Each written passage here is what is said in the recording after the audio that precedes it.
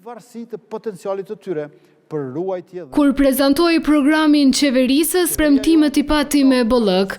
Por ani se I ka 5 vjet në pushtet, Albin Kurti I lëvizjes vetëvendosje, se rriti t'i përmbush ato. Madje as planeve të mëdha kur I prezantoi, e të cilave si u dha rëndësi. Grantit të 4 për komunat që do t'jetë granti për investime kapitale. Përmes këtij granti, në 4 vitet e ardhshme, komunave do t'u alokohen mbi 600 milion euro dhe komunat do të vendosin vetë për alokimin e këtyre shumave. Ky mbeti veç zotim elektoral. Komunat se morën asnjë cent që do t'ja mundsonte të investonin varësisht nga nevojat e tyre.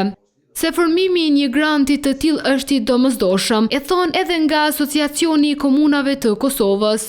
Granti 4 është I urgjent, I domosdoshëm dhe po shpresojmë që do të shtyhet përpara, sepse Ministritë e Linjës, cilat njëherë për njëherë marrin mjete financiare me 10 miliona euro për investime kapitale nëpër komuna, do të shkojnë te granti I 4. Sipas një njohësi të pushtetit lokal, granti I 4 do të mundsonte që investimet të bëhen edhe në komunat që s'janë nga vetëvendosje.